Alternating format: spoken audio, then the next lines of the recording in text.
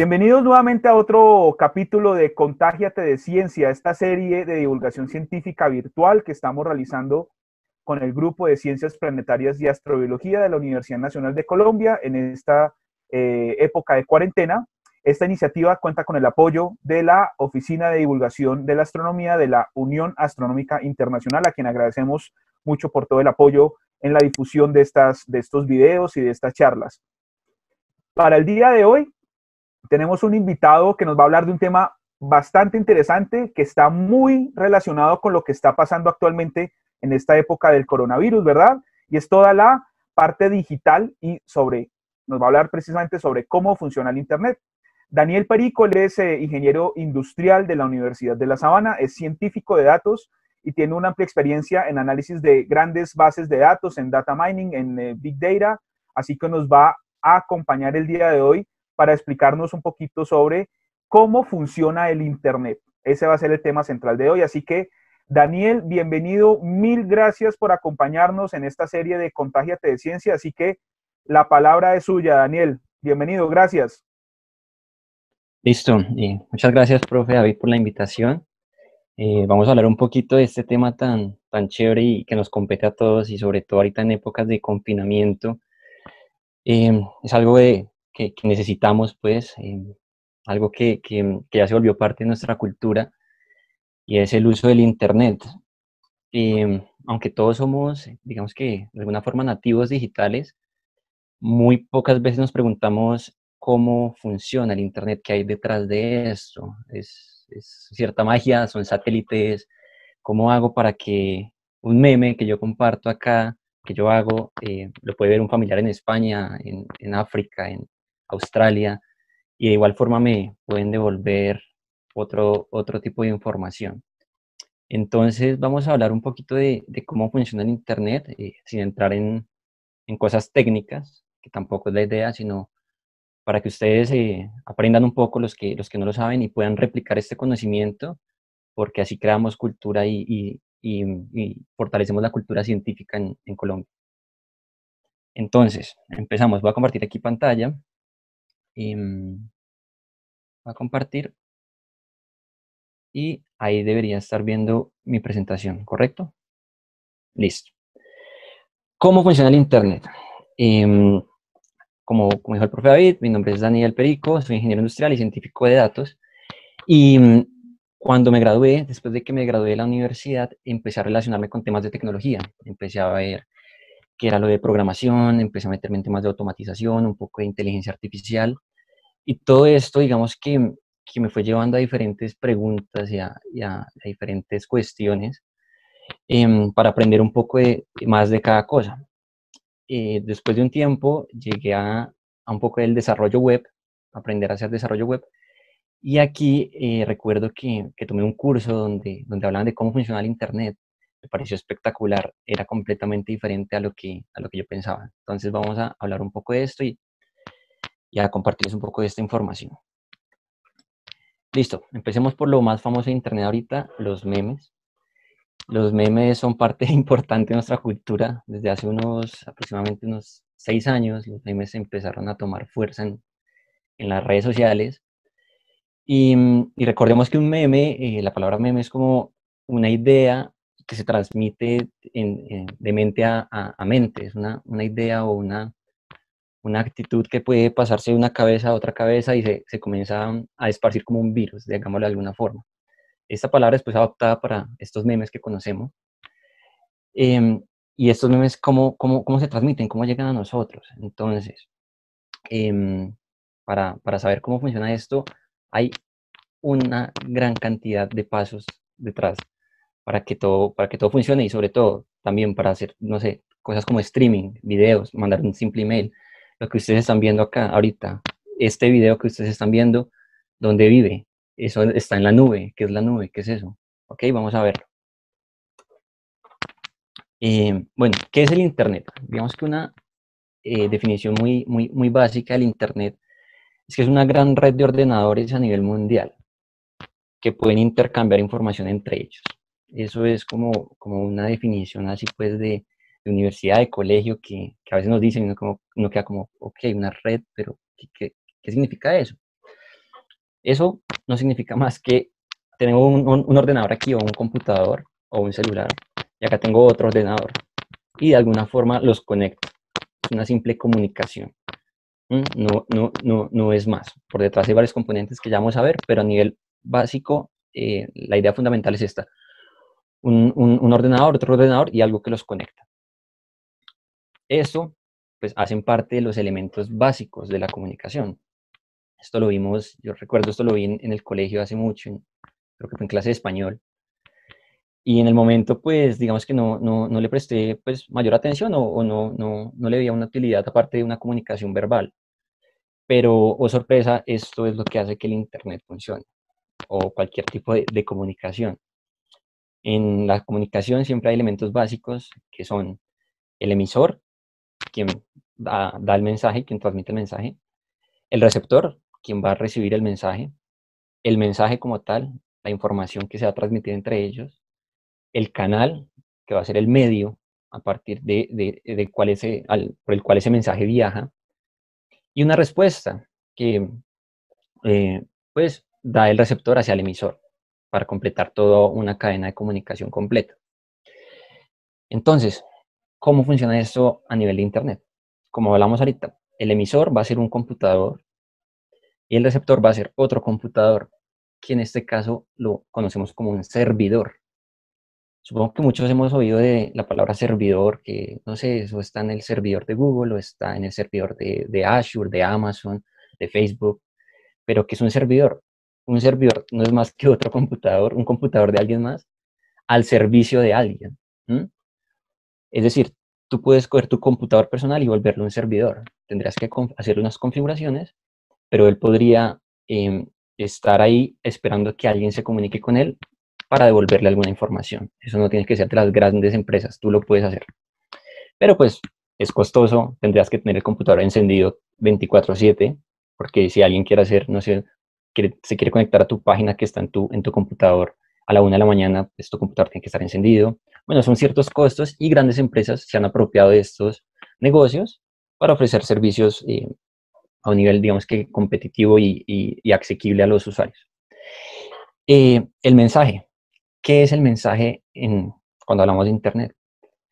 El mensaje son eh, unos y ceros. Los computadores son muy tontos.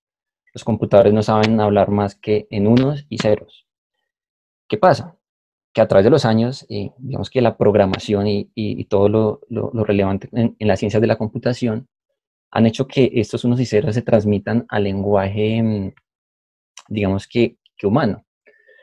Pero cuando tú, por ejemplo, programas algo, tú lo programas en un lenguaje que es más humano, pero cuando el computador lo lee, el lenguaje de programación lo lee, él lo lleva al procesador a nivel de unos y ceros, porque el procesador no sabe hacer más.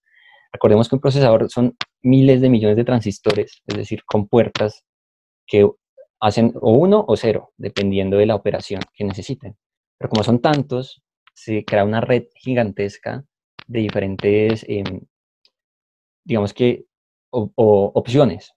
Pueden ser miles de combinaciones para un resultado, miles de otras para generar otro, eh, en este caso. El canal. ¿Cuál va a ser el canal?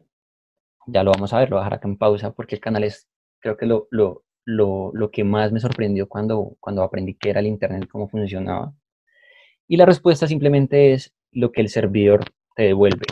O en este caso puede ser otra persona o el otro computador, que es lo que te devuelve, otro mensaje, una imagen, qué tipo de información. Recordemos que sea un mensaje texto, sea una imagen, sea un video, todo esto son datos.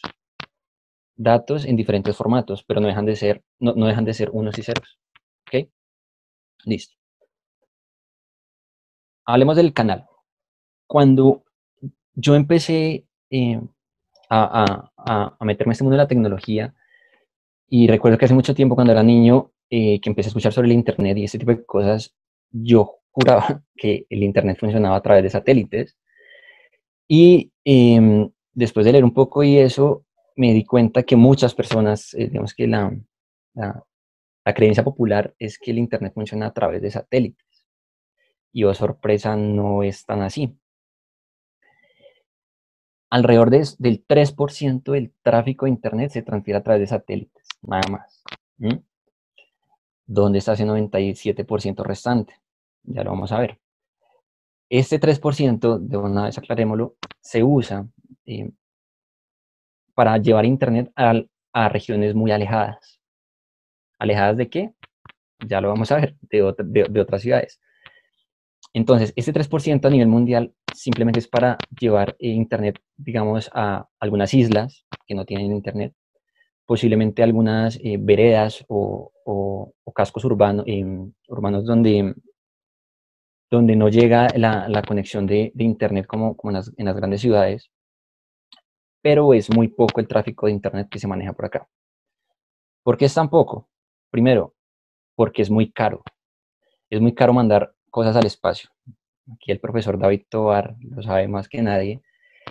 Enviar cosas al espacio es bastante costoso. Segundo, las distancias son muy grandes. Para enviar un mensaje, el mensaje tiene que ir de mi computadora al satélite, que está a miles de kilómetros encima pues por fuera de la superficie terrestre, y tiene que bajar de vuelta a conectarse con el receptor. Entonces tiene que hacer un camino doble. Es mucha distancia, y eso genera que las comunicaciones sean mucho más lentas, lo que se conoce como latencia, una latencia alta. Es el tiempo que se demora ir de aquí a allá y volver. Ahorita lo veremos más a profundidad. Entonces, ¿cómo hacemos para comunicar esos computadores actualmente? Pues lo hacemos con el principio del vaso y la cuerda. Seguramente algunos lo hicieron en sus épocas de colegio. Yo tuve la oportunidad de hacerlo y me sorprendió gratamente cuando hice ese experimento no sé, como en sexto de primaria o algo por el estilo, la calidad con la que llegaba el sonido. O sea, se escuchaba perfecto lo que me decía mi hermana en la otra habitación. Pues así funciona el Internet, más o menos. Hagan de cuenta que el vaso es un ordenador, el otro vaso es otro ordenador o un servidor, y el cable es eso, un cable. ¿Y esos cables dónde están? Por los cables de las calles. ¿Por dónde andan esos cables? Pues esos cables son cables submarinos. Eso que nadie es un cable submarino que se usa para llevar Internet. Son miles de kilómetros de cables que atraviesan todo el océano, los océanos, para conectar continentes. Es como si, por ejemplo, haciendo la analogía de los vasos, tuviéramos un vaso acá y un cable que atravesara desde acá, desde Colombia, saliera por, no sé, se fuera hasta Cartagena, y de Cartagena saliera hacia el norte, llegara hacia Miami, y allá hay otro vaso y tenemos el cable. Ese cable, si estuviera templado, que es lo que necesitamos, pues podríamos comunicarnos de alguna forma, teóricamente. Pero estos cables pues funcionan es con luz, no mediante ondas de radio, funcionan con impulsos de luz, ¿ok? Y estos cables submarinos, esta tecnología es relativamente vieja. Este tipo de cables, hacia el año 1800, se instaló el primer cable transatlántico, si no estoy mal, para comunicar el primer telégrafo. O sea, teníamos que comunicar de alguna forma. Entonces alguien dijo, no, pues metamos un cable larguísimo. Y aunque son ideas locas, las mejores ideas a veces suenan muy descabelladas. Así se hizo, y pues obviamente con cierta ingeniería detrás se consiguieron los resultados. Estos cables empezaron a hacerse al inicio de cobre, como los cables que tenemos usualmente en la casa, esas conexiones que tenemos de cobre. Pero hacia el año 1980 empezó a llegar una nueva tecnología llamada la fibra óptica, cable de fibra óptica. Y estos cables de fibra óptica, supongo que los han escuchado, sus operadores de Internet ofrecen el mejor Internet con fibra óptica, y uno es como, wow, eso suena súper Iron Man, ese es el Internet de la NASA. Y no, lo que pasa es que pues esos cables sí tienen una mejor transferencia de archivos, son mucho más rápidos, y lo que te venden es que pues este cable de fibra óptica va por el océano, ya vamos a ver cómo, y cuando comienza a repartir el Internet a todo el país, pues a ti ya no te va a llegar en un cable de cobre, sino en un cable de fibra óptica. Simplemente es ese pedacito, el último, como la última milla, podríamos llamarlo, el que te llega en fibra óptica. Pero sin embargo es mejor que un cable de cobre, eso sí es completamente cierto. Entonces, hay aquí un mapa de lo que es el Internet actualmente. Esto que ven aquí es posiblemente una de las imágenes que representan mejor el Internet. Este es un mapa actual de todos los cables submarinos que hay en el mundo conectando los diferentes países y continentes. Entonces, por ejemplo, actualmente hay alrededor de 406 cables submarinos. Esos cables se reemplazan, los viejos se quitan y los nuevos pues ocupan su lugar. Entonces, digamos que siempre están cambiando. Obviamente estos proyectos son de años. Instalar un cable submarino es súper costoso, es súper complicado. ¿Y estos cables cómo se instalan?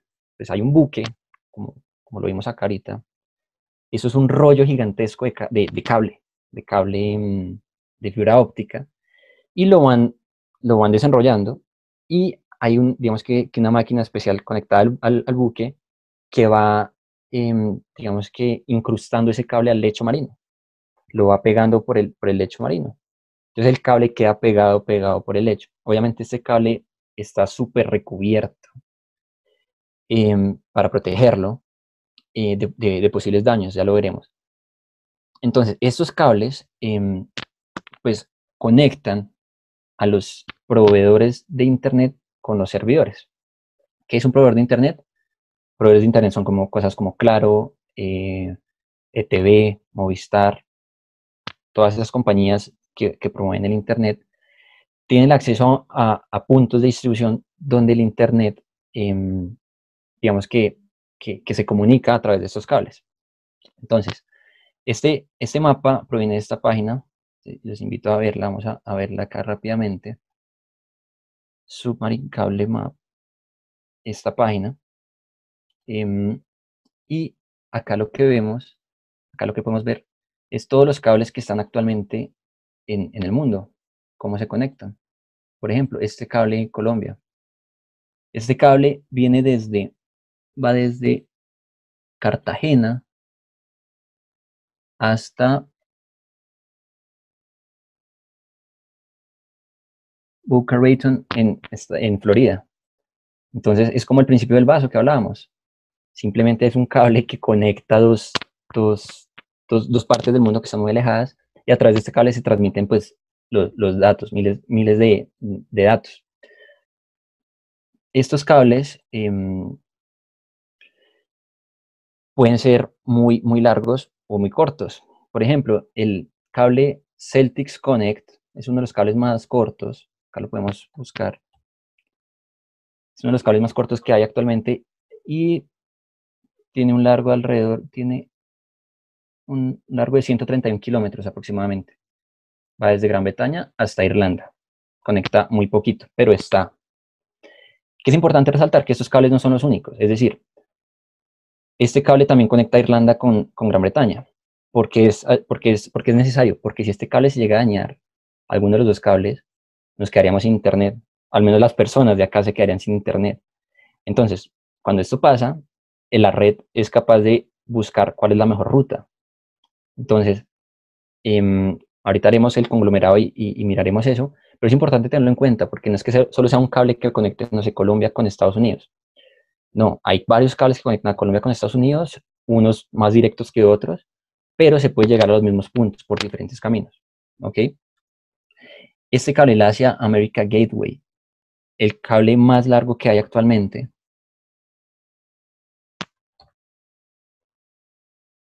Asia America. Perdón. Asia America Gateway. Este cable es supremamente largo. Mide alrededor de 20.000 kilómetros. 20.000 kilómetros un cable. Conecta a Estados Unidos con esta parte de Asia. O sea, para que tengamos comunicación con Asia, tiene que haber un cable que conecte los dos continentes. Es algo espectacular. Y sin embargo, esta distancia es mucho menor a la que hablamos ahorita de los satélites. Los satélites se demoran, son distancias mucho más largas. Estos cables, aunque están muy protegidos, pueden tener cortes y se promedia que hay alrededor de 100 a 1.500 cortes de cables anualmente.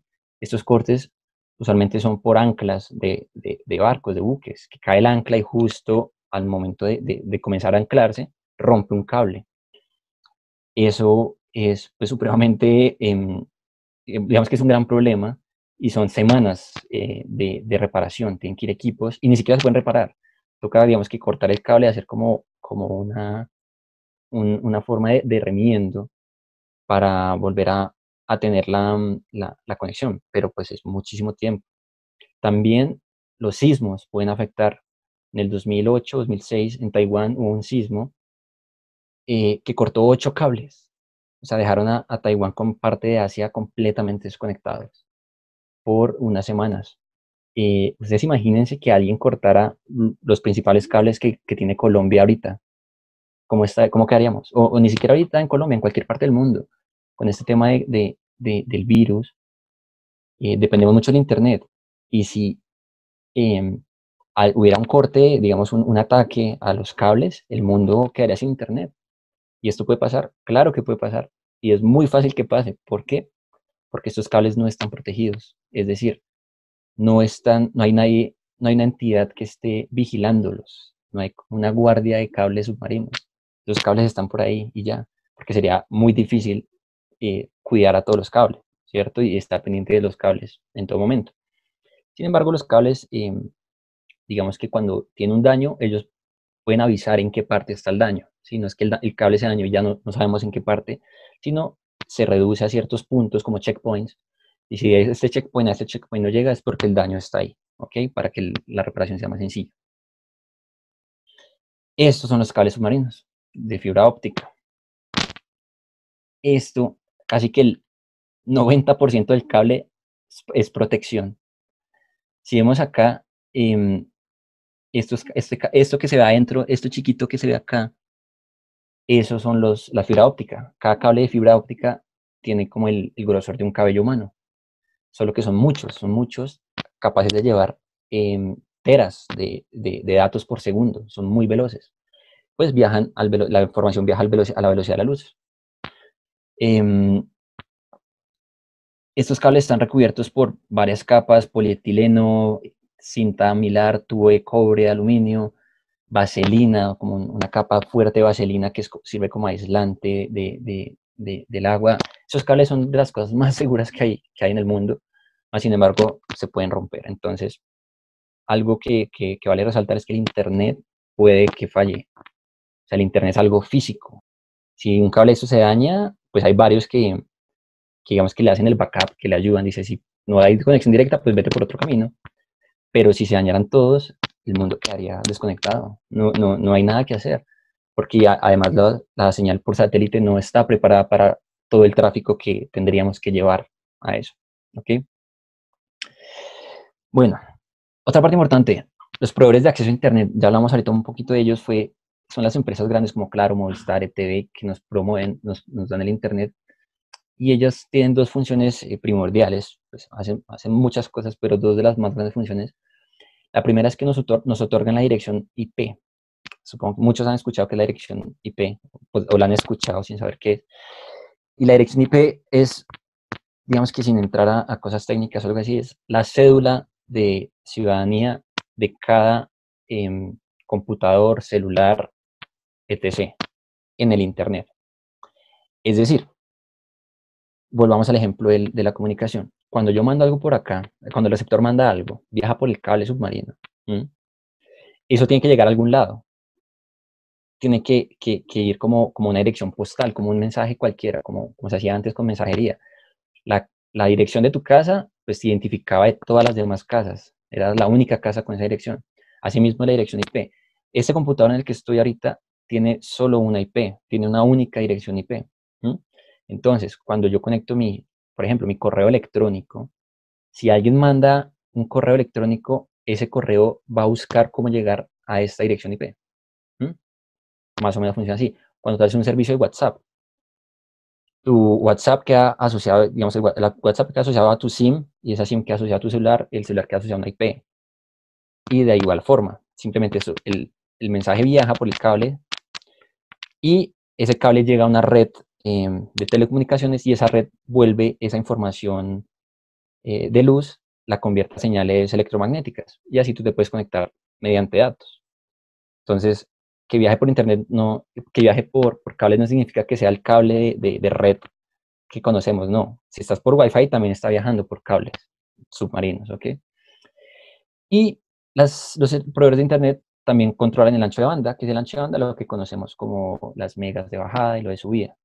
Entonces, cuando tú pagas, no sé, un servicio de 5 megas y tu vecino paga uno de 10, aunque viajen por el mismo cable, cuando el internet llega al proveedor, digamos, llega a Claro y Claro diga, bueno, Pepito paga 10 y Martín paga 5, lo que hacen es restringir la cantidad de datos que tú puedes enviar por esa red. ¿Mm? No es más. Entonces, a este que me paga más, pues déjele pasar más datos al tiempo. Pero al que paga menos, pues redúzcale la cantidad de datos que puede pasar. Eso es el ancho de banda. ¿Mm? Y otra cosa importante mencionar en cómo funciona el Internet son los protocolos y las herramientas. Entonces, todo el Internet, para que funcione, para que los computadores funcionen y se comuniquen, tienen que tener un protocolo, es decir, tienen que hablar el mismo idioma. No puedo enviarle un mensaje a esta persona en chino y a esta persona en inglés sin que haya un traductor, porque no van a poder comunicarse. Eso es lo que hace un protocolo, y el protocolo que se usa actualmente en Internet es el TCP/IP. Lo único que hace es un protocolo, son unas reglas para que si tú vas a enviar información, envíala en este formato, con estas características, no sé qué, para que al otro lado la otra persona pues la pueda coger y la pueda consumir. Eso es. Una herramienta importante, el sistema de nombres de dominio, los DNS. De pronto alguien ha escuchado hablar de DNS. Los DNS son una herramienta que lo que hace es transformar esa IP, esa dirección IP, en palabras. Se han visto una dirección IP, comienza con son unos números, 192.168.0. Esa dirección dice, corresponde a una persona o a una página de internet, ¿ok?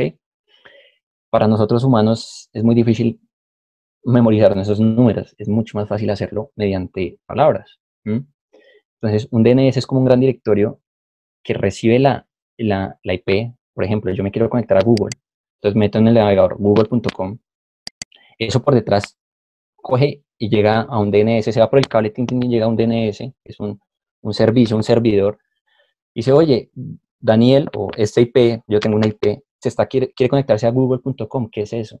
Entonces llega, mira el diccionario, google.com, esa es la 220.143.184. Ok, ¿y eso dónde está? No, esa está en Estados Unidos. Ok, ¿por dónde me puedo ir? No, mira, tienes 4 cables, pero pues te recomiendo que te vayas por este porque los otros 3 están con harto tráfico. Listo, entonces se va. Llega a Estados Unidos.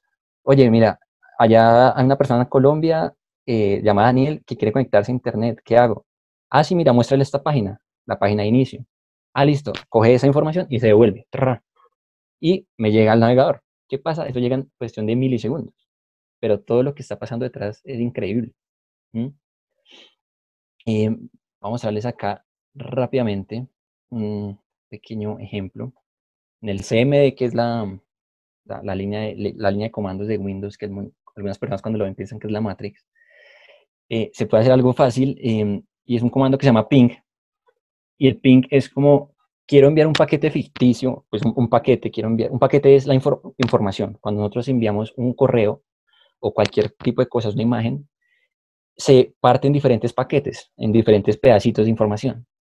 Esos pedacitos de información tienen los unos y ceros, son como cajitas con unos y ceros. Esos son los que viajan por el cable, ¿ok? Entonces, con este comando ping, puedo pinguear, que es como mandarle un toque como, oye, ¿dónde estás? A una página web, por ejemplo, google.com, www.google.com. ¿Qué es lo que hace? Esta es una de las direcciones IP de Google. Como hablamos ahorita, si creamos google.com, por detrás está este número, aunque hay varios, porque Google, pues, como es tan grande y tiene tantos servicios, tiene varias y usualmente tienen procesos de IPs dinámicas. Lo que hace este comando es haciendo un ping a Google, es decir, a este IP con 32 bytes de datos. O sea, le va a mandar 32 bytes de datos, es decir, cierta cantidad de unos y ceros. Y Acá te dice el tiempo, 18 milisegundos, que se demoró en ir de mi casa hasta el servidor de Google, este caso, este no sé exactamente cuál es, posiblemente es uno en América, y en volver. O sea, en ir y volver se demoró 18 milisegundos. Que saca acá, lo hace 4 veces, como para sacar un ponderado, un promedio. Y acá te dice, mira, lo que menos me demoré fueron 16 milisegundos, lo máximo 20 y la media son 18 milisegundos. Envié 4 paquetes, es decir, mandé 4 cajitas con unos y ceros y recibí 4. Es decir, no perdí nada.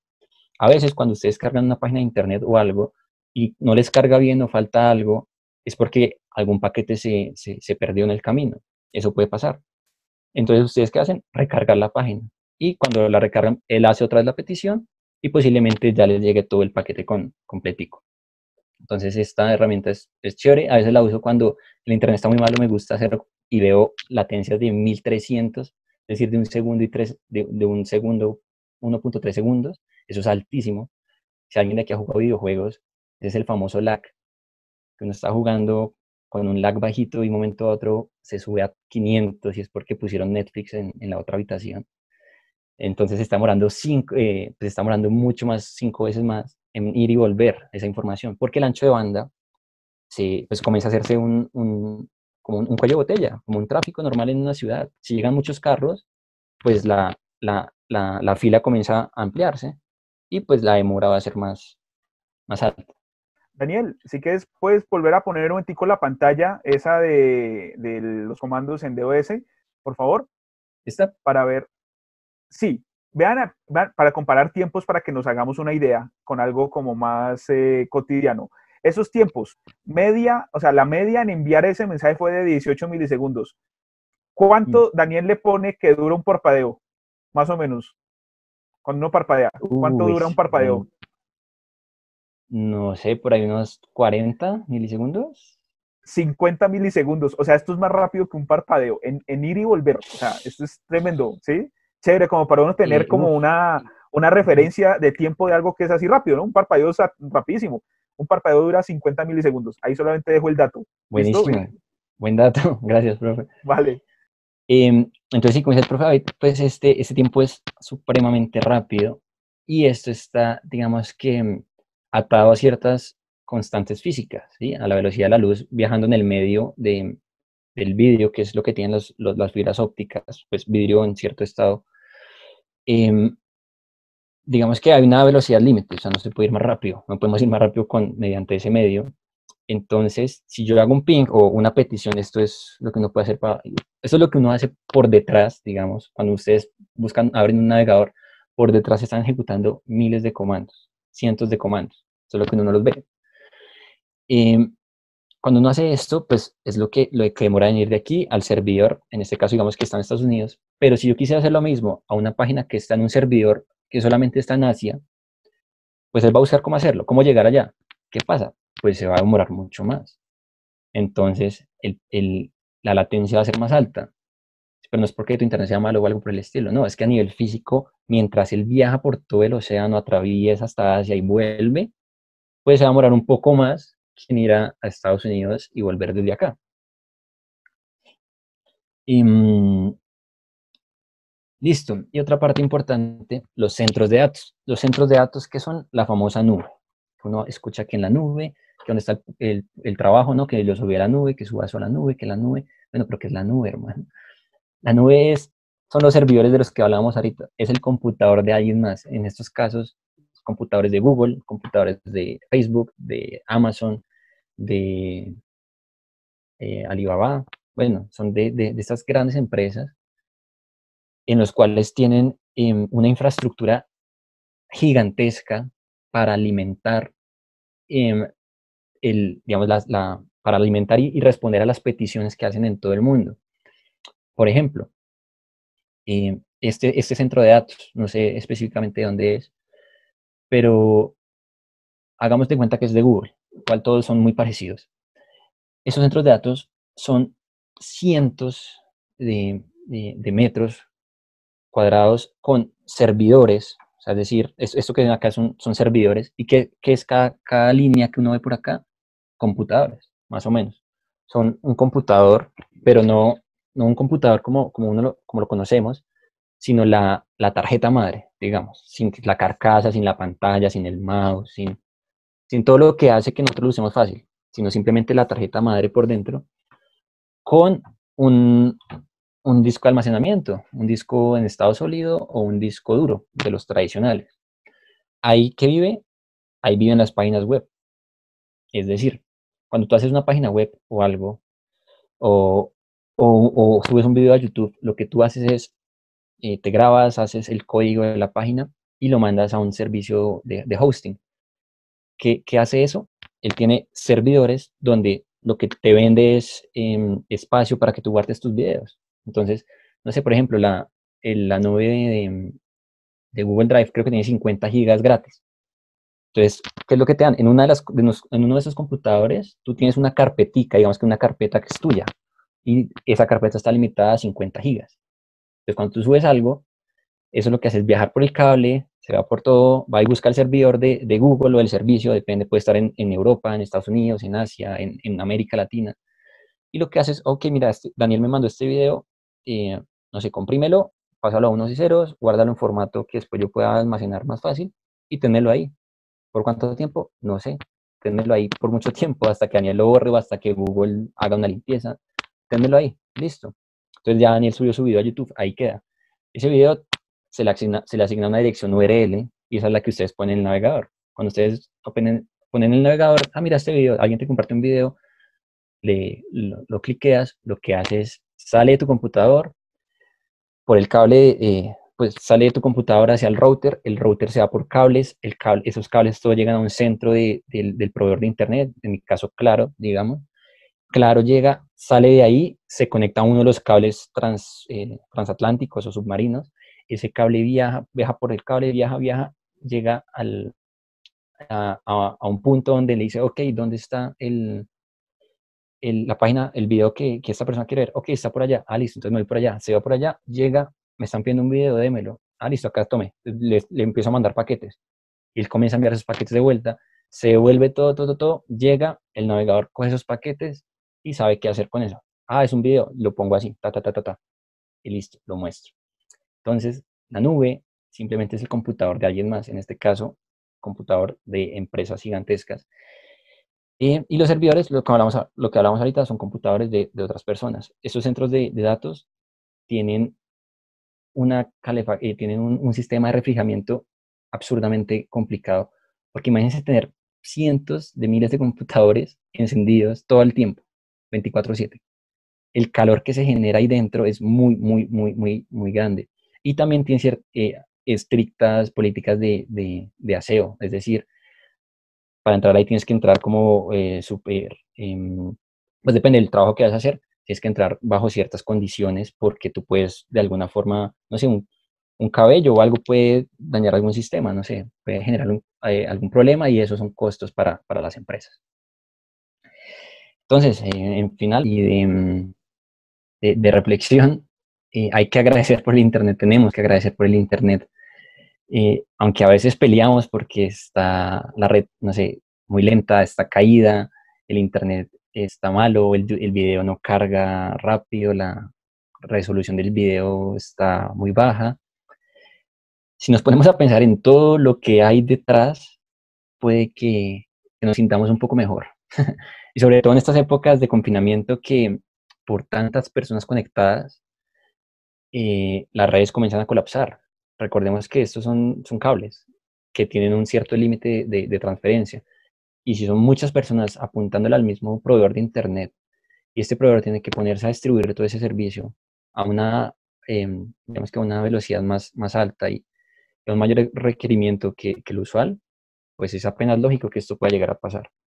Entonces, recordemos todo lo que hay detrás del Internet y agradezcamos por todas las personas que han trabajado duro para que lo tengamos, por todos los ingenieros, todos los científicos, todas estas personas que han puesto su capacidad humana y su cerebro para lograr conectar mundos y crear un mundo cada vez más unido.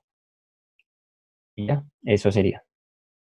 Pues Daniel, mil gracias por la charla, realmente muy interesante, muy pertinente para esta época de confinamiento, precisamente como usted lo mencionaba al final, Daniel.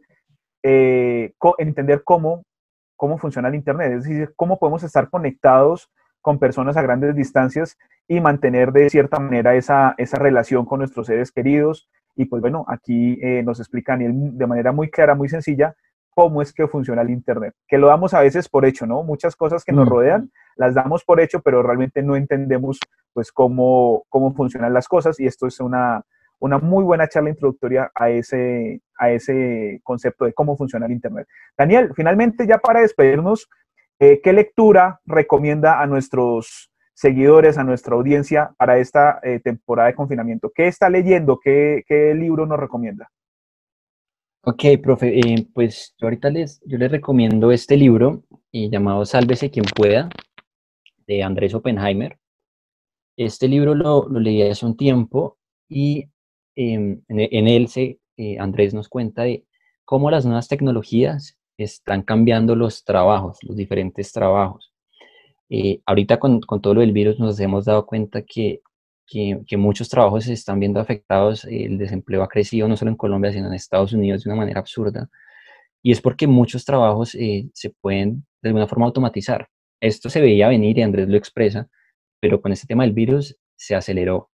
Entonces, aquí se habla un poco de inteligencia artificial, de cómo la robótica y ciertos programas nos ayudan a hacer tareas rutinarias y cómo puede que nuestra profesión o nuestro trabajo se pueda ver afectado.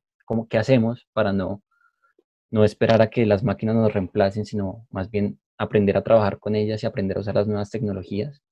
Entonces, súper recomendado, Sálvese quien pueda, de Andrés Oppenheimer. Muy bien, excelente, Daniel. Y también recomendamos por acá, por este lado, Física de lo Imposible, de Michio Kaku. Un libro muy interesante también que complementa, pues habla de varios aspectos de tipo futurista, ¿verdad? Pero también hace una reseña muy importante sobre la revolución del Internet y lo que se viene en las próximas décadas. Así que una lectura recomendada, Física de lo Imposible, y el que recomienda Daniel, de Andrés Oppenheimer, que se llama Sálvese quien pueda. Correcto. ¿Vale? Listo. Pues con esto terminamos entonces nuestra sesión del día de hoy. A Daniel nos queda que nada más que agradecerle muchísimo su participación. Mil gracias por estar en esta iniciativa de Contágiate de Ciencia. Recuerden, aquí están nuestras redes sociales de YouTube, Facebook, Twitter, Instagram. También no se olviden de seguir a Daniel Perico por Twitter, que es la red social que él más utiliza, de tal manera que ahí les estará compartiendo seguramente información relevante y muy interesante sobre estos temas. Así que Daniel, muchas gracias y nos veremos en una próxima ocasión. Eso sí, téngalo por seguro. Listo, profe, gracias a ustedes y nada, que esté muy bien. Vale, muchas Hasta gracias. Chao, luego. Daniel. Hasta luego. Chao.